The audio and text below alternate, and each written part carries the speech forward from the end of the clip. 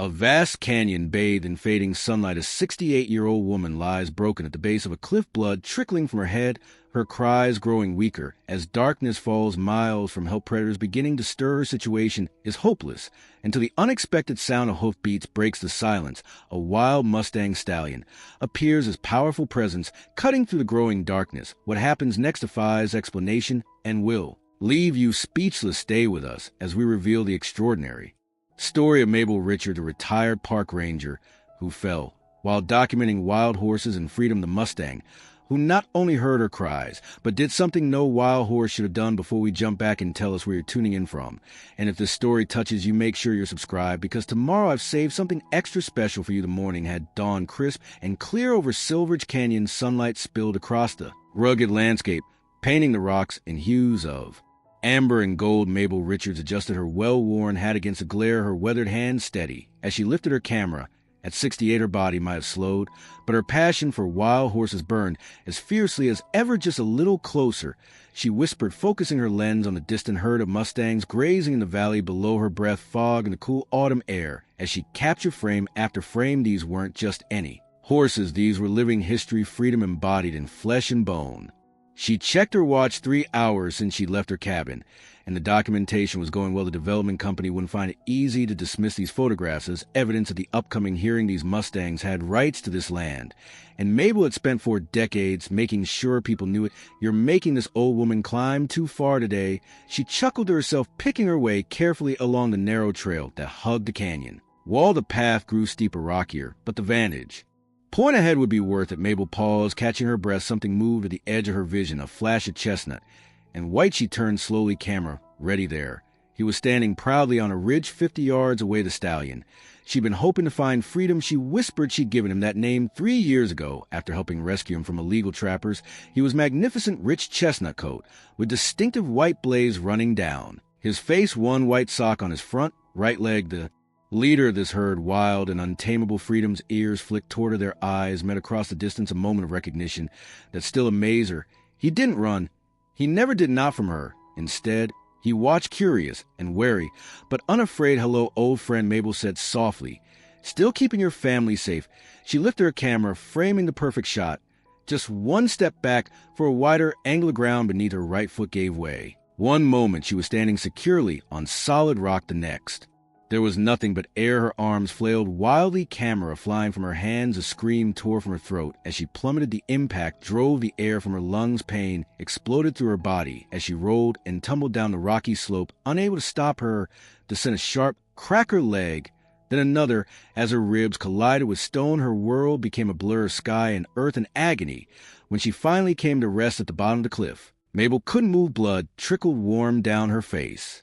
Her breathing came in shallow, painful gasps. Above her, the cliff face rose impossibly high. The trail, now hidden from view, helped. She tried to call, but emerged as little more than a rasp. No one knew exactly where she was. No one would miss her until tomorrow at the earliest. The realization settled over her like ice. She was alone. Into the temperature would drop drastically after sunset, and there were mountain lions in these canyons. Mabel tried to move again, but white-hot pain shot through her. Left leg definitely broken. Her hand went to her pocket. Her phone was crushed, useless. Think, may she whispered to herself. Think. Hours passed. The sun arced across the sky, then began its inexorable descent toward the horizon. Shadows lengthened the air, grew colder. Mabel's pain intensified, her strength waning. She had managed to drag herself a few feet toward a small overhang, but the effort had nearly caused her to black out as darkness began to fall. A new sound reached her ears, the soft padding of pores on stone. Her blood ran cold. She turned her head slowly, painfully, and saw them, yellow eyes gleaming in the gathering dusk. Coyotes, 3 of them watching her from 20 yards away. No, she whispered, not like this. The largest coyote took a step forward, then another, testing, assessing. Mabel fumbled for a rock, her fingers closing around a jagged piece of stone in pathetic defense. But all she had, the coyote lowered its head, a low growl rumbling from its throat. The others fanned out, circling Mel's heart hammered against her broken ribs. This was it. After all these years in the wilderness, all the dangers she'd faced and survived, this was how it would end. But then another sound, hoofbeats, rapid and powerful, drumming against the canyon floor. The coyote's head snapped up, ears alert. A high, piercing whinny echoed off the canyon walls. Mabel turned toward the sound, her vision blurring with pain, and fading. Light as shape emerged from the shadows, moving fast. A horse. Not just any horse, Freedom, she Whispered in disbelief, the Mustang stallion charged directly at the coyotes' hooves. Kicking up dust, his teeth beat in challenge. The predators scattered, yelping in surprise. Freedom skidded to a halt between Mabel and the coyotes' powerful body, tense ears pinned back and warning. The standoff lasted only seconds. The coyotes retreated, disappearing into the darkness. But Freedom didn't follow. Instead, he turned toward Mabel, his breath coming in great steaming clouds. In the cold air, Mabel stared up at him, confusion and wonder fighting through her pain. Wild Mustangs avoided humans. They certainly didn't defend them. Yet here, he was standing guard over her broken body. "What are you doing?" she whispered. Freedom approached slowly, cautiously. His nostrils flared as he lowered his head to sniff her. Mabel remained perfectly still, hardly daring to breathe. The Mustang circled her once, then did something that defied everything she knew about wild horses. He laid down beside her, not close enough to touch, but near enough that she could feel the warmth irradiating from his body. His dark eyes watched her steadily, intelligent. "And somehow, knowing you remember me," Mabel's voice cracked with emotion. 3 years ago, she had found him trapped in an illegal snare, his leg bloody and swollen. She'd taken an enormous risk approaching him, but something in his eyes, a recognition of her intent, perhaps had kept him from panicking as she worked the cruel wire. Free, she cleaned the wound as best she could, then backed away, giving him the choice to flee or stay. He had stood his ground, watching her for a long moment before finally trotting away. Now as night descended fully over the canyon and the temperature plummeted, Mabel understood what he was doing.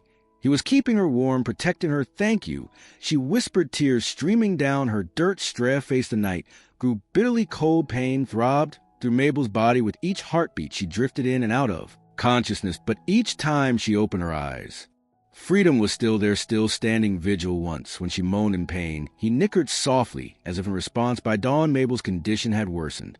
Dr. Susan Clark sat beside the bed, clipboard in hand, her face lined with both professional concern and personal relief. Mabel had known Susan for 15 years. A veterinarian had often helped with injured wildlife Mabel encountered during her ranger days. "How long?" Mabel asked, her voice stronger, but still raspy. 3 days. Susan replied, "You've been in and out, broken femur, 3 cracked ribs, concussion, mild hypothermia, and infection. Setting in, you're lucky to be alive." Mabel closed her eyes briefly. "Not luck, Freedom." Susan leaned forward. "You keep saying that name Eric mentioned. You were talking about a Mustang. When they found you, he carried me there," Mabel said firmly. "I fell from Hawks Peak Trail. No way. I could have gotten a Coyote Ridge alone." Susan's expression remained neutral, professional. "Mabel, wild horses.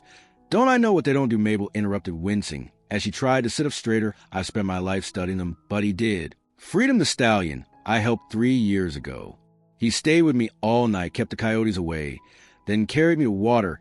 And then she trailed off, seeing the doubt in Susan's eyes. "You don't believe me," Susan chose her words carefully. "I believe you experienced something profound, but trauma, pain, dehydration, they can affect the mind. My mind is fine."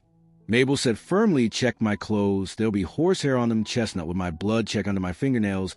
I was holding his man a knock at the door interrupted them. Theodore Richards entered, his weathered face breaking into a relieved smile at seeing his aunt awake. "And alert, there she is," he said, crossing the bed, giving everyone a scare. As usual, Theo. Mabel reached for her nephew's hand. "Tell me they're looking after the herd. The development meeting is only 2 weeks away." Theodore exchanged a glance with Susan. "You just woke up after nearly dying, and you're worried about the Mustangs or why I was out there?" Mabel insisted. "I got photos of the entire Phoenix Valley. Heard the camera damage in the fall," Theodore said gently. "But Ranger Lambert's team recovered the memory card. They're checking if any images survived." Mabel sank back against her pillows, frustration evident in her expression. "Without those photos, Bennett Development will claim there aren't enough horses to justify protecting that land. Let's worry about that later," Susan suggested, checking Mabel's "For right now, you need to focus on healing." But Mabel gripped Theodore's hand tighter. "You have to tell me." "Freedom, have any of the rangers seen him, the chestnut stallion with the white blaze?" Theodore hesitated. "May they found you miles from where your tracking equipment showed you've been surveying." "How would they know which horse to look for?"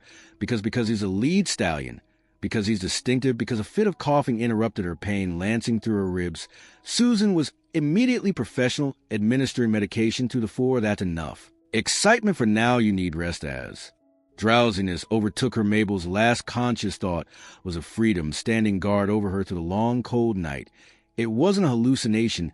It wasn't trauma. It was real, and she would prove it. Sunlight streamed to the hospital window. When Mabel next opened her eyes, her room was empty, but a wheelchair had been positioned near her bed, and a folded robe Laid across it a note in Theodore's handwriting for when you're ready short trips only. It had been 2 days since she'd first fully regained consciousness. The infection had responded to antibiotics. Her concussion symptoms were improving, and the doctors had said her leg properly recovery would be long. But Mabel had no intention of being confined to a bed any longer than absolutely necessary. With considerable effort and pain, she managed to get herself into the wheelchair. Her ribs protested every movement, but determination had always been her strongest trait. She wheeled herself to the window, looking out over the small town of Pinewood Springs from this third-floor vantage. She could just make out the distant bridges of Silveridge Canyon. Freedom was out there somewhere. A knock at the door preceded Melissa Richards, her granddaughter. The young woman entered carrying a laptop and a small duffel bag. "Grandma, should you be up?" "Probably not," Mabel admitted, "but lying was driving me crazy." What's in the bag? Melissa set down her things and gave her grandmother a gentle clean. "Close your reading glasses." And she pulled out a small envelope with a flourish. "The memory card from your camera. Uncle Theo picked it up from Ranger Lambert this morning." Mabel's eyes widened. "The photos, did any survive?" "That's what we're about to find out." Melissa opened the laptop and inserted the memory card. Lambert said the camera took most of the damage, not the card. "So there's a good chance." Mabel wheeled herself closer, heart pounding, as Melissa navigated to the files. The first few images appeared. Magnificent shots of the Mustang herd grazing in the valley, exactly what she needed for conservation. "Hearing these are amazing, Grandma," Melissa said, scrolling through clear enough to identify individual horses.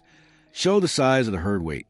Mabel interrupted, pointing at the screen. "Go back." Through free Melissa clicked backwards. There he was, Freedom, standing proudly on a ridge, his distinctive markings clearly visible, sunlight catching his chestnut coat. "That's a," Mabel whispered. "That's Freedom." Melissa studied the image. "The stallion you said helped you, not said." "He did help me." Mabel's voice was firm. "I know how it sounds, but that horse saved my life." Melissa remained quiet for a moment, then surprised Mabel by saying, "I believe you." Mabel blinked. "You do, Grandma. I grew up listening to your stories about animal behavior, about connections that science can't fully explain yet. And I've seen things myself, that orphan elk cow that followed you for miles, the wolf that led you to her trap pack mate." Melissa turned back to the screen. "So if you tell me this Mustang helped you, I believe you." Tears pricked at Mabel's eyes. "Thank you," she whispered. Melissa squeezed her hand, then continued scrolling through the photos. "We have more than enough here for the hearing. Bennett development won't be able to deny the herd's presence now. Stanley Bennett isn't easily deterred," Mabel warned. "He's wanted that land for years." "Well, he can't have it," Melissa said firmly. "Not if I have anything to say about it." Their conversation was interrupted by the arrival of Dr. Clark, accompanied by Theodore, and surprisingly Sheriff Albert Nelson. Susan raised an eyebrow at seeing Mabel up. "I see you're making yourself at home in that chair. What's going on?" Mabel asked, noting the serious expressions. "Why is Sheriff Nelson here?" The sheriff stepped forward, removing his hat. "Ms. Richards, I need to ask you some questions about what happened on the mountain." "I fell," Mabel said simply. "I was taking photos. The edge gave way and I fell." "And after that," Sheriff Nelson pressed, "how did you get from Hawks Peak to Coyote Ridge?" Mabel glanced at Theodore, who gave her a small nod of encouragement. "The stallion Freedom helped me. He stayed with me through the night, kept predators away, then let me ride him to safety." Sheriff Nelson's expression remained neutral. "Miss Richards, we found something unusual at Coyote Ridge, where the rescue team located you. Tracks, horse tracks." Mabel's heart leaped. "Yes, that would be Freedom, a wild Mustang," the sheriff clarified, "carrying an injured woman several miles through rough terrain." "I know how it sounds," Mabel acknowledged. "The thing is," Sheriff Nelson continued, "those tracks tell an interesting story. They come directly from the direction of Hawks Peak. They show a horse moving carefully, unusually carefully for a wild animal, and there are traces of blood on the trail that match your blood type." The room fell silent. Finally, Susan spoke. "You're saying there's evidence supporting Mabel's account?" Sheriff Nelson nodded slowly. "I've been working these mountains for 20 years, seen plenty of unusual animal behavior. Never anything like this, but the evidence suggests that, impossible as it seems, a wild Mustang did indeed transport Miss Richards to where she was found." Mabel felt vindicated, but her relief was short-lived as the sheriff continued. "There's something else. While following those tracks back where my deputy found signs of illegal activity in Phoenix Valley, fresh tire tracks, equipment marks. Someone's been setting traps in protected areas." "Poachers," Theodore growled. "Or worse," Mabel said, her expression darkening. "Bennett development has been trying to reduce the herd numbers by any means possible. Fewer horses means fewer protections." Sheriff Nelson replaced his hat. "I've got men investigating but I wanted to let you know and to hear your story firsthand after the sheriff and Dr. left Theodore closed the door and turned to his aunt and niece. There's something the sheriff doesn't know, yet Mabel straightened in her wheelchair. What Walter Dixon called me this morning. He was checking his cattle up near Stone Ridge and spotted a Mustang caught in what looked like a snare. Chestnut coat white markings, Mabel's blood ran cold freedom. Theodore nodded grimly. The trap was hidden. Professional Walter says the horse is alive, but injured. He can't get close enough to help Melissa. Look between them. We need to call Ranger Lambert, get a rescue team by the time they mobilize. It might be too late. Mabel interrupted. Those traps are designed to immobilize, but an animal can injure itself struggling, and predators will. Fine, and what are you suggesting? Theodore asked, though his expression suggested he already knew. Mabel's eyes hardened with determination. He saved me, now it's my turn to save him. Grandma, you're in no condition. Melissa began. I don't plan to rappel down any cliffs, Mabel assured her, but I know the horse. He trusts me. If anyone can get close enough to help him, it's me. Theodore ran a hand through his graying hair. This is insane, May. So was a wild Mustang. Carry me 4 miles to safety, Mabel counted. She reached for his hand. Theo, I can't leave him out there. I can't. A long moment of silence followed. Finally, Theodore sighed heavily. I'll bring the truck around, but we do this my way safely, and if it looks too dangerous, we call for backup. Mabel nodded relief, washing over her thank you. As Theodore left to make preparations, Melissa helped Mabel change into proper clothes. You really care about this horse, don't you? Mabel paused, looking out the window toward the distant mountains. He's not just any horse. Melissa, there's something special about Freedom. Something extraordinary. An hour later, against medical advice, and with promises to return before nightfall, Mabel found herself in the passenger seat of Theodore's pickup truck. Her injured leg carefully positioned pain medication, dulling the worst of her discomfort. They followed Walter Dixon's directions, taking the old logging road as far as it would go. Stone Ridge is still a mile from here, Theodore said, parking the truck in a small clearing. I'll need to carry you. My crutches will work for part of it, Mabel insisted, pointing to the back seat where Melissa had packed them. Save your strength for the rough parts. Theodore looked skeptical, but helped her from the truck and positioned the crutches under her arms. The moment you feel too much pain, you tell me. Mabel nodded, though. They both knew she wouldn't when it came to saving animals in need. Mabel Richards had never let physical limitations stop her. They moved slowly through the pine forest, Mabel wincing with each step, but pressing forward. The land began to rise, becoming rockier, and Theodore finally insisted on carrying her. Walter said the trap was set near the old spring. He explained as they crested a small rise just beyond these rocks. Mabel scanned the landscape ahead, her experienced eyes picking out details others might miss. There, she whispered, pointing to a small depression near a cluster of juniper trees. Theodore set her down carefully on a flat rock and passed her the binoculars from his pack through the lenses. Mabel's worst fears were confirmed. Freedom lay on his side, his right front leg caught in a vicious steel snare. Blood matted his coat where the wire had cut into his flesh. His sides heaved with labored breathing. He's exhausted himself trying to get free, Mabel said, a voice thick with emotion. These traps are designed to tighten. The more an animal struggles, can we get close enough to release it? Theodore asked. Mabel lowered the binoculars, her face set with determination. We have to try, but you need to follow my lead. One wrong move, and he could panic, injure himself worse. Or else, what's the plan? Mabel looked directly at her nephew. I need you to help me get down there. Then stay back. Let me approach him alone. Theo, please, this isn't my first injured Mustang. But it's different this time. He knows me. He helped me. There's a connection. Trust me on this. Theodore clearly wanted to argue, but instead nodded reluctantly. All right, but I'm staying close enough to intervene if necessary. With Theodore's support, Mabel made her painful way down to the small depression 50 yards from Freedom. She motioned for Theodore to stop. Wait here. She whispered, hand me the wire cutters from the pack. Taking the heavy-duty cutters, Mabel positioned her crutches and began her slow approach. Freedom's ears flicked at the sound. His head, raising weakly from the ground, his dark eyes found her wide with fear and pain. Easy, Mabel called softly. Easy, Freedom, it's me. I'm here to help you. The Mustang's nostrils flared, taking in her scent. He made no attempt to rise, too exhausted from his struggles against the trap. That's it. Mabel continued, her voice a gentle, soothing stream of words. You remember me. You helped me when I was hurt. Now I'm going to help you step by painful step. She closed the distance between them. Freedom watched her, his gaze never leaving her face. When she was 15 feet away, he nickered softly as she sounded so unexpected from a wild horse that Mabel paused in surprise. I'm coming, she assured him, just a little closer. At 10 feet, she stopped any closer, and she risked being struck if he panicked. She needed to gain his complete trust. Slowly, painfully, Mel lowered herself to sit on the ground, setting her crutches aside now on his level. She continued talking, letting him become accustomed to her presence. "I know it hurts," she said softly. "I know you're scared, but I'm here now just like you were there for me." Minutes stretched by as she sat speaking gently, gradually freedoms. Breathing calm, his eyes remained fixed on her. But the wild fear in them diminished. Finally, Mabel made her move. "I'm gonna come closer now," she warned him. "I need to cut. That wire is gonna hurt. But then you'll be free." Unable to use her crutches, she crawled the remaining distance, every movement sending pain through her broken body. Freedom watched, but made no move to escape or attack. When she reached his injured leg, she paused, letting him smell her hand. "Good boy," she whispered, so brave the snare was. Embedded deeply in his flesh the wire. Slick with blood, Mabel's hands trembled with anger at whoever had set this. Fever burned through her, making her thoughts foggy, and disconnected dehydration parched her lips and throat. She knew with terrible clarity that without water, without help, she wouldn't last another day. Freedom seemed to sense a change in her. As the first light of morning painted the canyon rim, he rose to his feet. Mabel felt a stab of fear. Was he leaving? But instead of walking away, he moved closer, lowering his head until his muzzle nearly touched her face. "I'm sorry," she murmured. "I don't think." "I'm going to make it, old friend." Freedom snorted, his breath warm against her cold skin. He poured at the ground, then did something Mabel would never have believed if she hadn't seen it with her own eyes. He knelt down beside her, lowering his body in clear invitation.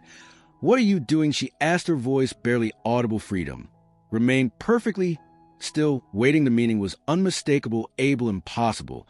"Though it seemed you want me to get on." Mabel's breath caught in her throat. "I can't, my leg. I can't even stand." But Freedom didn't move. His eyes held hers, patient, determined, and something in that gaze kindled a spark of hope in Mabel's fading consciousness. With excruciating effort, she dragged herself toward him. Every movement sent waves of agony through her broken body. She cried out, nearly blacking out, as she pulled herself alongside his kneeling form. Freedom remained motionless, steady as stone. "This is crazy," Mabel gasped, gathering her remaining strength. "This doesn't happen, not with Wild." Horses using his man for support, she pulled. Agony tore through her. As she dragged her broken body onto his back, the world swam, darkened, threatened to disappear entirely. But somehow she held on. "Okay," she whispered, her fingers tangled in his man. "Okay." Freedom rose carefully to his feet, adjusting his stance to keep her balance. Mabel clung desperately to him, her consciousness flickering like a candle in the wind. She had no control, no way to direct him. All she could do was trust this wild creature who had no reason to help her, no training to know how. "Where are you taking me?" she murmured as Freedom began to walk his gait deliberately smooth and steady. The Mustang picked his way along the canyon floor, moving with purpose. Mabel faded in and out of awareness, the pain and fever making time stretch and contract unpredictably. Minutes or hours could have passed. She couldn't tell. All she knew was the rhythm of Freedom's movements beneath her and the desperate hope that somehow, impossibly, this wild horse understood what she needed. They came to a stream and Freedom stopped water. Mabel hadn't realized how desperately she needed it until that moment. With trembling hands, she cued the cold, clear liquid and drank. The relief was immediate, though nowhere near enough. "Smart boy," she whispered, patting his neck weakly. "So smart." But they weren't safe yet. The canyon was vast, and Mabel knew her strength was failing rapidly. She could feel infection setting in her body, burning with fever. Even as she shivered with cold, Freedom seemed to understand this too, for he waited only long enough for her to drink before continuing their journey. As they traveled, Mabel's thoughts drifted to the absurdity of her situation. 40 years as a park ranger, studying and protecting these magnificent animals, and never once had she imagined this wild Mustangs didn't rescue humans. They avoided them, feared them with good reason. Yet here was Freedom defying everything she thought she knew. "Why?" she murmured against his man. "Why are you helping me?" Freedom's ear flicked back at the sound of her voice, but he kept moving forward, one careful step at a time. Mabel's question hung in the air, unanswered, yet somehow not unanswered with some connection, defied explanation. Some debts, perhaps, demanded repayment in ways beyond human understanding. As the sun climbed higher, Mabel's hold on consciousness grew more tenuous. The pain in her leg had become a distant, dull throb, which she knew was a dangerous sign. Her fingers, tangled in Freedom's man, were growing numb. She was slipping both literally and figuratively. "I don't think I can hold on much longer," she whispered. Freedom nickered softly, as if in response. He turned his head slightly, his dark eye meeting hers for just a moment. Then he quickened his pace, moving with new urgency through the winding canyon paths. Mabel felt herself sliding, her grip weakened, her vision tunneled. The last thing she saw before darkness claimed her was freedom's ears pricked. Forward in determination, carrying her toward an uncertain salvation telling, and preparing the story took us a lot of time. So if you're enjoying, subscribe to our channel. It means a lot to us. Now back to the story. Voices distant, indistinct. Mabel fought through layers of darkness, struggling toward consciousness. Her body felt weightless, disconnected. Was this death? No, there was pain. Too much pain for death. Over here, I found something. Male voice, young. Urgent. Mabel tried to open her eyes, but her lid seemed weighted. She felt movement nearby, sends a presence. It's her camera, Richard's camera. She must be close. Another voice, older, gruffer, familiar somehow. Mabel Richards, can you hear us? With tremendous effort, Mabel forced her eyes open. Blinding sunlight. She blinked. Shapes coming into focus. Trees, blue sky. Not the canony floor anymore here. Oh my God. Here, footsteps pounding on earth. A face appeared above her. Ranger Eric Lambert. His expression tight with concern. May, can you hear me? Don't try to move. Mabel's throat felt like sandpaper. Freedom. She coaxed. Eric's brow furrowed. What, the Mustang? Where there's no horse here. May, just you. You're at Coyote Ridge Trail Junction. What happened? How did you get here? Coyote Ridge. That was over 4 miles from where she'd fallen. Impossible distance to crawl with her injuries. Mabel tried to lift her head, searching the surrounding area. No sign of freedom. He brought me, she whispered, her voice breaking. He saved me. Eric exchanged a glance with another ranger kneeling beside him. Doubt clouded their faces before they could question her further. More rescuers arrived. Medical equipment and told multiple fractures, head injury, severe dehydration. A paramedic called out, examining her quickly. We need to get her out now. Time blurred again as they stabilized her, the pain flaring bright. When they moved her onto a backboard, through it all, Mabel kept searching the tree line, looking for a flash of chestnut coat, a white blaze. Nothing. Freedom, she murmured as they lifted her. Thank you. The hospital ceiling swam into view, stark white and impersonal. Mabel blinked slowly, her mind clearing. The steady beep of monitors filled the silence, and 4 dripped fluid into her arm. Welcome back. Dr. Susan Clark sat beside the bed, clipboard in hand, her face lined with both professional concern and personal relief. Mabel had known Susan for 15 years. The veterinarian had often helped with injured wildlife Mabel encountered during her ranger days. How long? Mabel asked, her voice stronger but still raspy. 3 days. Susan replied, you've been in and out. Broken femur, 3 cracked ribs, concussion, mild hypothermia, an infection setting. You're lucky to be alive. Mabel closed her eyes briefly. Not luck. Freedom. Susan leaned forward. You keep saying that name. Eric mentioned you were talking about a Mustang when they found you. He carried me there. Mabel said firmly. I fell from Hawks Peak Trail. No way I could have gotten to Coyote Ridge alone. Susan's expression remained neutral, professional. Mabel, wild horses. Don't I know what they don't do? Mabel interrupted, wincing as she tried to sit up straighter. I've spent my life studying cruel trap. But she kept her voice calm. This will hurt, she warned, but it's the only way. With careful precision, she positioned the cutters around the wire. Freedom tense, but remained still, as if understanding her intent. With a deep breath, Mabel squeezed the handles. The wire snapped. Freedom flinched, but didn't pull away one by one. Mabel cut through the strands of the snare, freeing his leg from the cruel device. There, she said, at last it's done. Freedom's leg was badly wounded, but not broken. He would need time to heal, but he would survive. Mabel sat back, exhausted from the effort and pain, watching as the Mustang carefully tested his injured limbs. Slowly, with obvious pain, Freedom rose to his feet. He stood unsteadily, favoring his wounded leg. Mabel remained where she was, giving him space. Go on, she said softly, you're free now. But Freedom didn't leave. Instead, he limped towards her, stopping just inches away.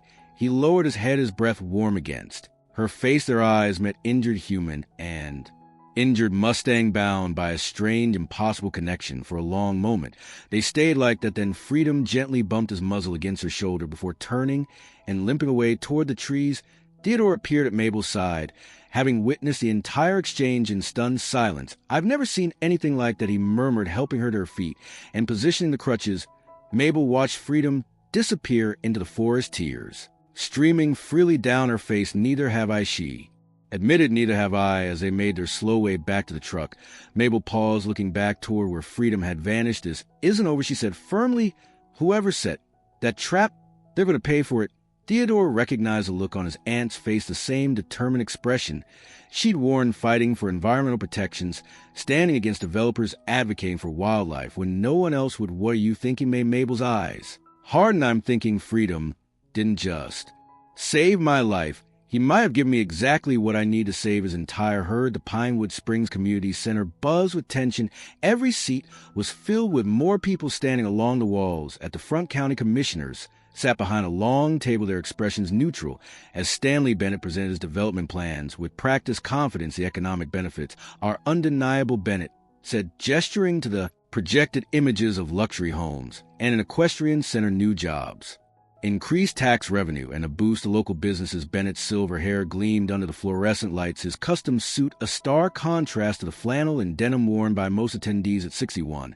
He carried himself with the assurance of a man accustomed to get his way. Furthermore, he continued, our environmental impact studies show minimal disruption to the local ecosystem.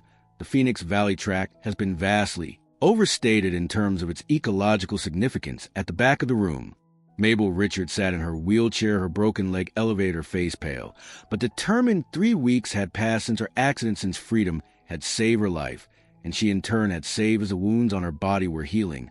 But her determination had only grown stronger. Beside her, Melissa leaned down to whisper, he's lying through his teeth about those impact studies. We have our own data that proves otherwise. Let him dig his hole deeper, Mabel murmured back.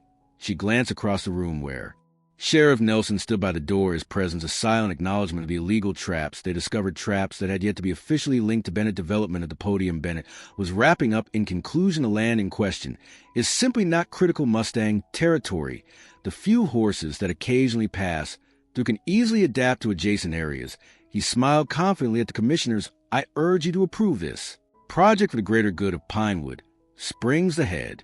Commissioner nodded. Thank you, Mr. Bennett. Now we'll hear from those opposed to the development. Melissa squeezed her grandmother the shoulder. Before walking the podium at 30, she carried herself with a quiet confidence, her environmental law degree and years of advocacy work evident in her composure. Commissioners, community members, she began, her voice clear and strong. The proposal before you today isn't just about luxury homes and tax revenue. It's about the survival of a living piece of American heritage. She activated her own presentation, and gasps rippled through the room as Mabel's photographs appeared on screen. Stunning images of the Mustang herd in Phoenix Valley, freedom prominently featured among them. These photos were taken by my grandmother, Mabel Richards, just weeks ago in the exact area Mr. Bennett claims isn't critical Mustang territory. Melissa clicked through more images. As you can see, this is a well-established herd of 37S horses, including several pregnant mays and new foss. Bennett shifted uncomfortably in his seat as Melissa continued. Beyond the photographic evidence, we have GPS data tracking the herd's movements over the past 3 years. A map appeared showing concentrated activity precisely where the development was planned. This isn't occasional passing through. This is their home. Melissa's presentation continued, methodic alley, dismantling Bennett's claims with scientific evidence. When she finished, the commissioners looked thoughtful, but Bennett immediately requested time for rebuttal. While these photos are certainly picturesque, he said dismissively, they represent a snapshot in time, not scientific data. Wild horses roam widely. Their presence in the valley during M. Richards' photography session doesn't establish it as critical habitat. The head commissioner turned to Melissa. Miss Richards, do you have response to that point? I do, she said firmly, but I'd like to defer to my grandmother, whose 50 years of experience studying these herds provides context. Our graphs and charts cannot. All eyes turned to Mabel. With Theodore's help, she maneuvered her wheelchair to the front of the room. Her body might be broken, but her voice never wavered as she addressed the crowd. I've spent my life protecting the wild places and creatures of these mountains. She began. I know every ridge and valley, every seasonal migration pattern of the Phoenix Valley herd. She looked directly at Bennett, and I know when someone is trying to manipulate the system for profit at the expense of our natural heritage. Bennett's face tightened, but Mabel continued undeterred. 3 weeks ago, I nearly died documenting these horses. I fell from a cliff while photographing the herd, the same her Mr. Bennett claims barely exists. There a murmur ran through the crowd. Many had heard about her accident, but few knew the full story. What happened next defies conventional understanding. Mabel said, her voice softening. The lead stallion, a Mustang I call Freedom, found me injured and alone. He stayed with me through the night, protected me from predators, and then he carried me miles to where rescuers could find me. The room fell silent. Even those who had heard rumors of her story seemed spellbound by her direct account. I know how this sounds, Mabel acknowledged. Wild horses don't behave this way, except in this case. One did. Sheriff Nelson can confirm that evidence at the scene supports my account from his position by the door. The sheriff gave a single nod. Mabel continued, her eyes sweeping the room. A week later, this same stallion was found caught in an illegal trap, one of dozens discovered on protected land. A trap suspiciously similar to those used by contractors clearing land for development. Bennett surged to his feet. That an outrageous accusation.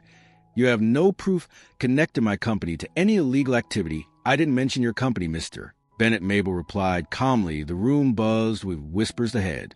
Commissioner rapped his gavel. Miss Richards, please stick to relevant fact about the habitat.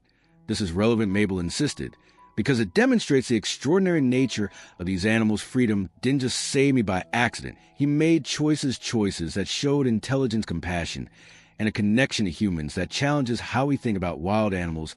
She pulled a folder from her lap and handed it to the commissioners. These are witness statements from the rescue team medical reports.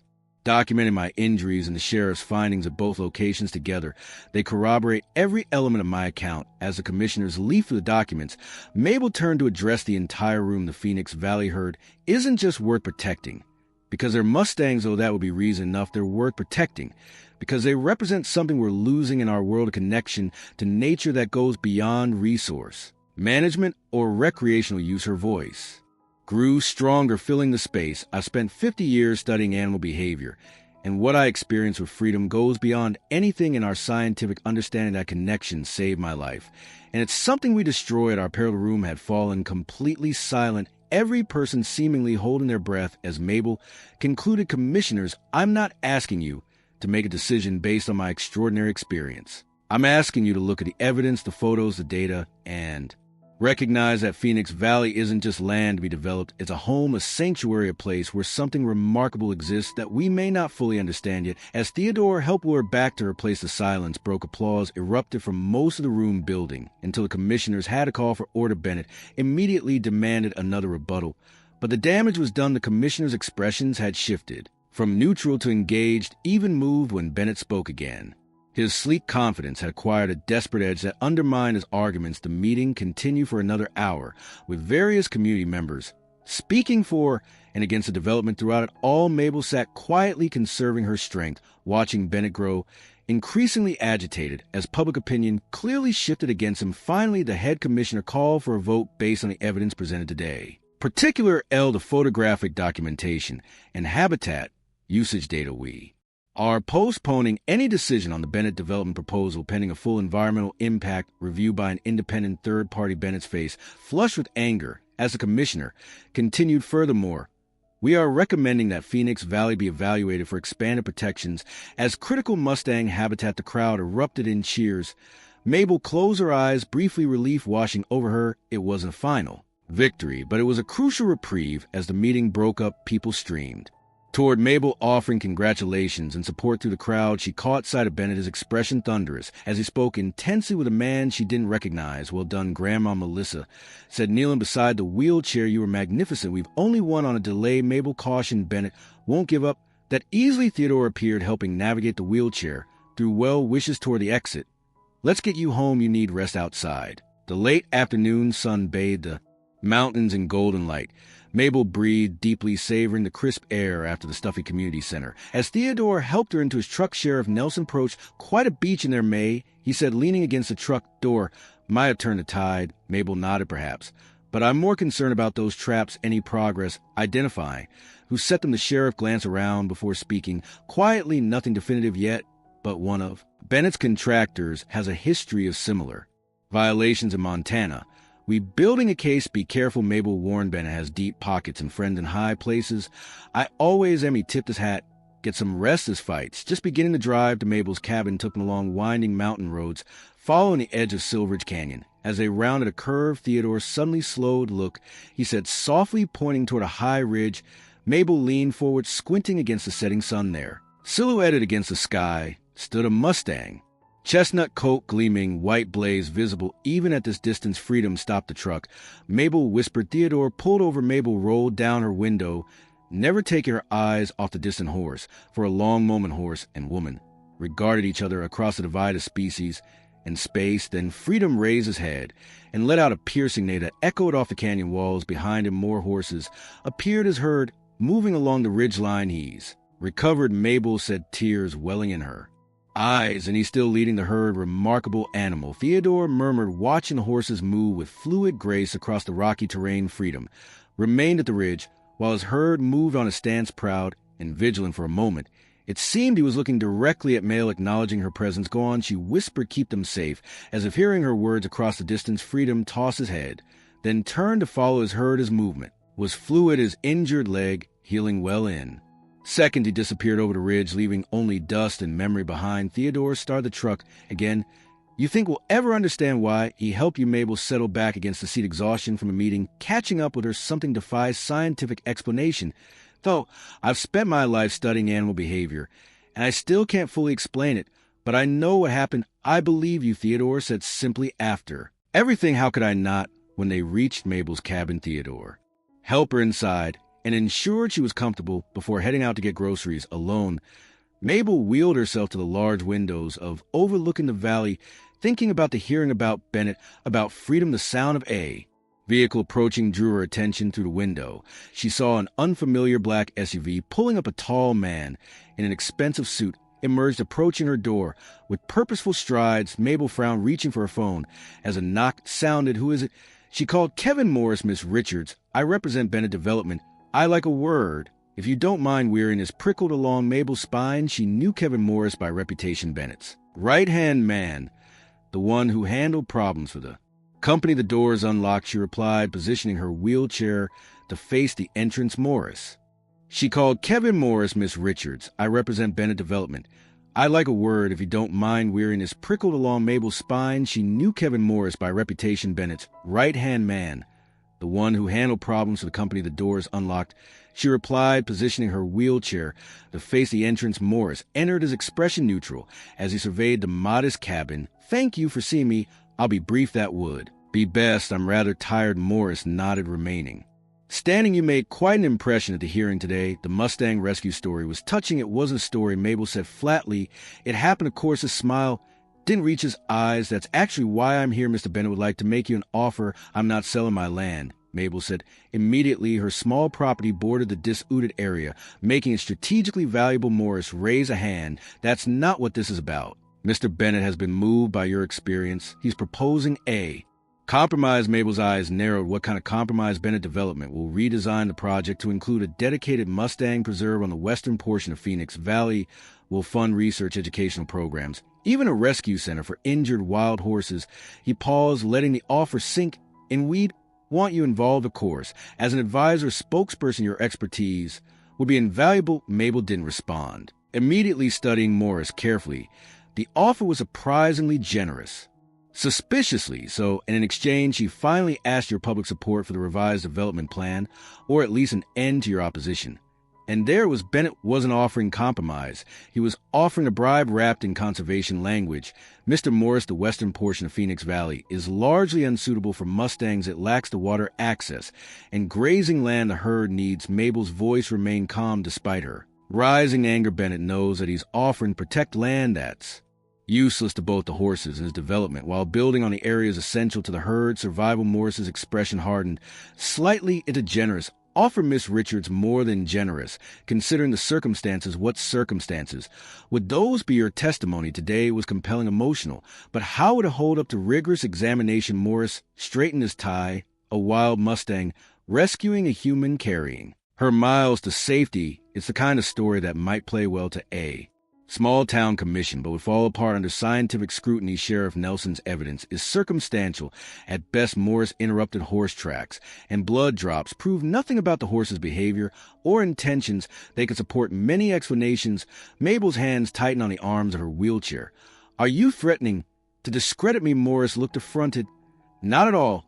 I'm merely suggesting that Bennett Development could either be a powerful ally in your conservation efforts, or he shrugged. "Well, legal battles are expensive and lengthy. By the time it's resolved, development could be well underway." A heavy silence filled the cabin. Mabel looked past Morris to the mountains visible through her window, thinking of freedom, and has heard of the illegal traps of Bennett's history of getting what he wanted. "Mr. Morris," she said finally, "please tell Mr. Bennett that I appreciate his offer. I truly do." She wheeled herself closer to him, her eyes hard as flint. "Then tell him that if one more trap appears on protected land, if one more Mustang is injured, if one more attempt is made to reduce that herd before the environmental review is complete, I will make it my life's mission to ensure never developed so much as a birdhouse in this county." Morris's professional mask slipped, revealing momentary surprise Adderv meant, "That's your final word, it is."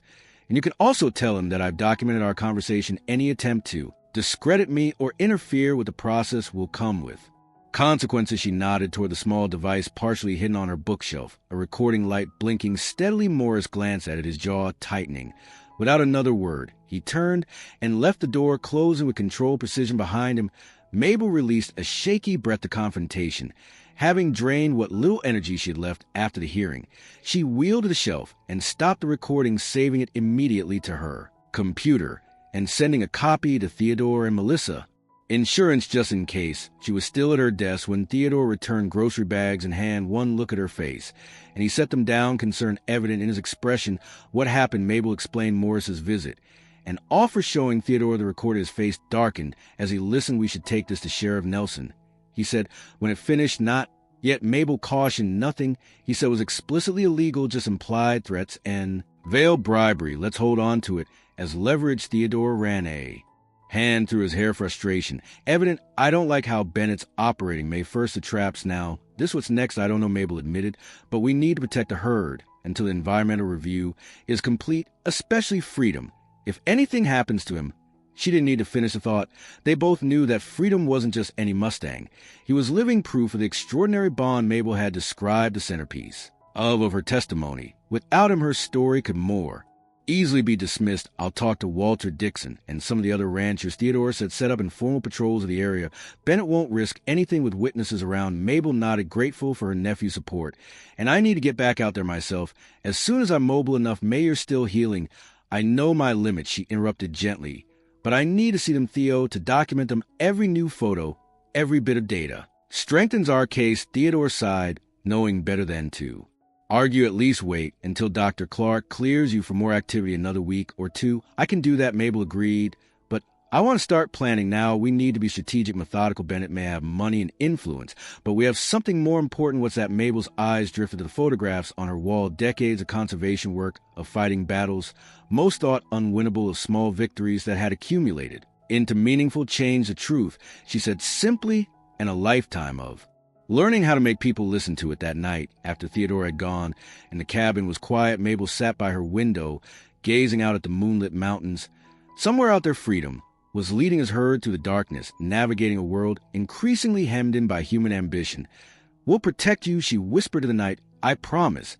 As if an answer, a distant whinny echoed across the valley. Probably just coincidence, Mabel thought.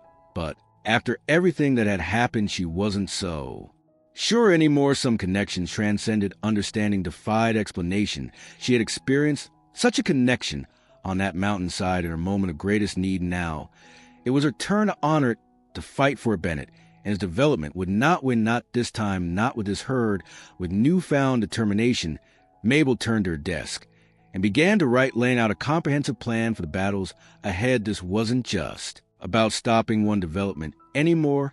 It was about establishing lasting protection for Freedom and his herd. It was about preserving the possibility of connection in a world that too often forgot such things were possible. Outside, under the same moon, a chestnut stallion stood watch over his sleeping herd, his white blaze gleaming silver in the moonlight. Freedom. 1 month later, the first hints of spring softened the mountain landscape. Tiny wildflowers pushed through melting snow patches, and the air carried the scent of renewal. Mabel sat on her cabin porch, a light blanket across her lap despite the warming temperatures. Her crutches leaned against the railing, used more frequently now as her strength returned. Dr. Susan Clark examined Mabel's healing leg, her touch professional, but gentle. "The fracture is mending nicely. You've been following orders for once. Don't sound so surprised," Mabel replied with a wry smile. Susan made a note in her file. "I didn't say I believed it. Theo mentioned you've been going out to the observation point just twice, and I was careful." Mabel gestured toward the valley below. "The herd is moving into their spring grazing patterns. I needed to document it for the environmental assessment team." Susan sighed, closing her medical bag. "You know, most 70-year-olds who suffer multiple fractures, hypothermia, and near-death experiences consider a sign to slow down. I'm 68, and I've never been most people. That's for certain." Susan settled into the chair beside Mabel, their professional relationship momentarily setting into the comfortable friendship it had been for years. "The assessment team contacted me about wild horse behavior. They're particularly interested in your experience with Freedom." Mabel turned to face her friend. What did you tell him the truth, that while your account defies conventional understanding of Mustang behavior, there are documented cases of wild animals forming unusual connections with specific humans? Susan paused, and that if anyone could inspire such behavior, it would be you. Mabel's eyes softened. Thank you for that. I also told him Freedom's rescue history creates a plausible foundation for his behavior. Animals remember those who helped him. Susan looked out over the valley. Have you seen him lately? Just glimpses. A herd has been staying deeper in the valley since the traps were discovered. Mabel's expression darkened. Bennett's people have been unusually quiet these past weeks. It worries me. The sheriff mentioned they found no new traps during the last week. That doesn't mean Bennett has given up. Mabel said it just means he's trying a different approach. Their conversation was interrupted by the arrival of a Forest Service vehicle. Ranger Eric Lambert stepped out, carrying a folder and looking uncharacteristically grim. Ladies, he greeted them, climbing the porch steps. Sorry to interrupt, Eric. Mabel acknowledged, noting his expression. What's happened? Lambert hesitated, glancing at Susan. It's about the environmental assessment. I received some concerning information. Susan stood. I should go. Patient confidentiality and all that. No, Mabel said quickly. Stay, whatever it is. I might need your expertise. Lambert waited for Susan to resettle before continuing. The firm conducting the assessment, Westridge Environmental, has apparently been acquired by a subsidiary of Bennett Holdings. What? Mabel straightened in her chair. That's a clear conflict of interest that happened through a series of shell companies. Lambert explained, opening the folder to show them complex corporate documents. It took my contact at the county office days to trace the connection. Susan examined the papers. This can't be legal. Unfortunately, it's not explicitly prohibited. Lambert said the acquisition was finalized after Westridge was contracted for the assessment. Technically, they were independent when selected. Mabel's mind raced through implications. The assessment is due in 2 weeks. If they submit findings favorable to Bennett, the commission will likely approve the development. Lambert finished. They're required to consider the assessment's recommendations. Can we challenge it? Susan asked. Demand a new assessment. On what grounds? Lambert's frustration was evident. The acquisition was legal, if underhanded. We'd need proof of actual bias in the assessment itself. Mabel's jaw set with determination. Then we'll get that proof. Both Susan and Lambert looked at her questioningly. Bennett's people have been in the valley conducting their assessment, right? Mabel asked. Lambert nodded. Teams of 2 or 3, several days each week. They must have field notes, preliminary findings, methodology, documentation. Mabel leaned forward. If we could access those, that would be illegal. Lambert interrupted, firmly, breaking and entering theft of confidential documents, not if they're on public land. Mabel counted. Anything they leave in the field, equipment, notes, markers, could be considered abandoned on federal property. Lambert frowned. That a very thin legal interpretation, but not entirely wrong. Susan mused. And if their methodology is flawed, or their data collection bias, we could challenge the entire assessment. Mabel finished. Lambert ran and through his hair, conflicted. I can't officially support this, you understand. As a federal employee, we're not asking for your support. Mabel assured him, just information. When aware of their teams working this week. After moments hesitation, Lambert pulled out a map. Their primary survey area has been here around Eagle Creek. They've set up motion-activated cameras and tracking stations. Mabel studied the map, noting the location significance. That's prime grazing territory for the herd. Freedom leads them there every spring, and the development would cut right through it. Lambert confirmed. After Lambert left, extracting promises of discretion from both women. Susan turned to Mabel with concern. You're not seriously considering hiking out there yourself? Your leg is healing well, as you just confirmed. Mabel's expression broke. No argument. Besides, I won't be alone. Theo. Mabel nodded. And Melissa, she understand the legal implications better than any of us. If we find evidence of bias, she'll know exactly how to use it. Susan looked skeptical. And if Bennett's people catch you snooping around their survey sites, we'll be careful. Mabel promised. Public land. Remember, we have every right to be there. The following dawn found Mabel, Theodore, and Melissa making their slow but steady way along the Eagle Creek Trail. Mabel used a walking stick for support. A hiking boot replaced by a medical boot on her healing leg. Progress was slower than she liked, but her determination never wavered. The first survey station should be just ahead, Theodore said, consulting Lambert's map. Motion activated camera tied to that pine tree. Melissa spotted it first. A camouflage game camera strapped high on the trunk to hide her reach. Without equipment, let's see what it's monitoring. Mabel suggested, surveying the area. A small clearing open before them, verdant with fresh spring growth. This is a natural gathering spot for the herd. Good.